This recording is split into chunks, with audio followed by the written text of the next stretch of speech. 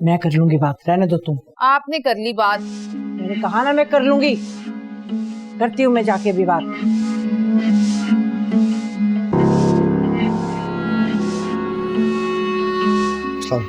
वालेकुम अस्सलाम। आप ही का मूड कुछ ठीक हुआ या अभी तक खफा है मुझसे? अरे तुम आप ही के मूड को छोड़ो। राशिद का फोन आया था, तुम्हारी शिकायत कर रहा था कि तुम अभी भी उसके घर के चक्कर लगाते रहते हो। क्यों?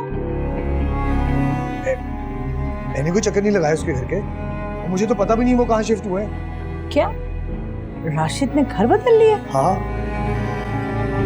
तो तुम्हें कैसे पता उसने घर बदला है? हाँ, जाते हो ना उस मोहल्ले में, इसीलिए तो। नहीं अम्मी, वो मेरा दोस्त रहता है वहाँ पे, मैं वहाँ गया हुआ था, इसलिए मुझे पता है। हाँ, कौन सा दोस्त रहता है तुम्हारा? जहाँ तक मुझे याद है ना, तुम्हारा कोई जानने वाला उस मोहल्ले में नहीं है। तो ये बताओ कि तुम उर्वा को फोन क्यों करते हो? अरे तुम्हारा उससे अब क्या ताल्लुक है? तुम्हारा ताल्लुक खत्म हो गया है। उसकी शादी हो गई है और तुम्हारी शादी होने वाली है। मैंने तुम्हें कितनी बार कहा है कि पीछे मुड़कर मत देखो, मत देखो, माजी को भूल जाओ। तुम्हारे दिमाग में समझ ही नहीं आती, पता नहीं कैसे लड़के हो तुम। जिस मौजू पर कोई बात नहीं करनी। हाँ, इस मौजू पर तुम बात नहीं करना चाहते, लेकिन मेरी बेइज्जती करवाना चाहते हो। अरे तुम जानते भी हो कि राशिद और मुमताज ने मुझे फोन पर कितना जलील किया है, कितनी बातें सुनाई है। और वो मुमताज, वो तो मुझे धमकियां दे रही थी। आपको जलील क्या धमकियां दे रही थी वो? यही कह रही थी कि मैं उसकी, तुम्हारे बेटे की रिपोर्ट ना पुलिस में कर दूंगी और उसको पकड़वा दूंगी, ये शिकायत करके कि हरासमेंट के चक्कर में वो उर्वा को हरास कर रहा है। करते हैं उनको, बोले कर ले जो करना है उन्होंने। नहीं करता मैं पुलिस से, कुछ नहीं होगा। हरासमेंट। हाँ हाँ, तुम्हारा क्या जाएगा, कर ले जो करना है। अरे कल को पुलिस आएगी और तुम्हें पकड़ कर ले जाएगी, तुम्हारे ऊपर कोई इल्जाम नहीं आएगा, बेइज्जती तो मेरी होगी। अरे तुम्हारी वजह से मैं पूरे खानदान से मिलना छोड़ दिया, किसी घर नहीं जाती, किसी से नहीं मिलती, कि जहाँ जाती हूँ वो हर कोई तुम्हारे बारे में मुझसे सवाल करता है, तुम्हारे ताने देता है। तुम्हें क्या फर्क पड़ेगा, है ना? तुम तो आराम से यहाँ उर्वा उर्वा करते रहोगे।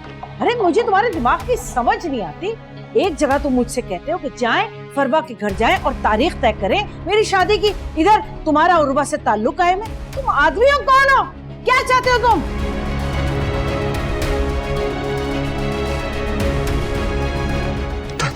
देखो बेटा, मेरी बात सुनो। फरवा को पता लगेगा कि तुम अभी तक उर्वा से राब्ते में हो तो उसके दिल पे क्या गुजरेगी। तुम बताओ, कोई लड़की ये कैसे बर्दाश्त कर सकती है कि पहली लड़की तो उसके दिल से निकली नहीं और दूसरी लड़की को वो ब्याह के ला रहा है? ये कैसी नाइंसाफी है बेटा। अरे बेटा, उर्वा को तुम खड्डे में डालो, दफा करो उसे। तुम उसके साथ रह के कभी खुशी नहीं मिली, उसके बगैर खुश रहना सीखो तुम। ये आपसे किसने कहा? मैं तो बहुत खुश था उसके साथ, बहुत खुश था मैं अम्मी। और आप तो जानती है ना अम्मी, आपको तो पता है ना कितनी मोहब्बत करता था मैं उससे, जानती है ना आप। लेकिन वो तो तुमसे मोहब्बत नहीं करती थी, इसीलिए तो उसने किसी बस अभी बस, उर्वा के खिलाफ में एक लफ्ज नहीं सुनूंगा। अंबर, तुम क्यों आई हो बेटा? जाओ, मैंने तुम्हें मना किया था ना। लेकिन मुझसे बात किस तरह कर रहा है? अच्छा जाओ, मैं समझाती। जाओ तुम, जाओ, शाबाश, जाओ। तुम्हारा दिमाग तो नहीं खराब है? किस तरह बात कर रहे हो अपनी बहन से? आप ही को समझा दे, उर्वा के खिलाफ मैं अब कोई लफ्ज, कोई बहतान नहीं बर्दाश्त करूंगा। बस समझा दूंगी मैं उसे, लेकिन तुम भी ध्यान से बात किया करो बहन से। उर्वा उर्वा उर्वा, अजीब आदमी हो तुम।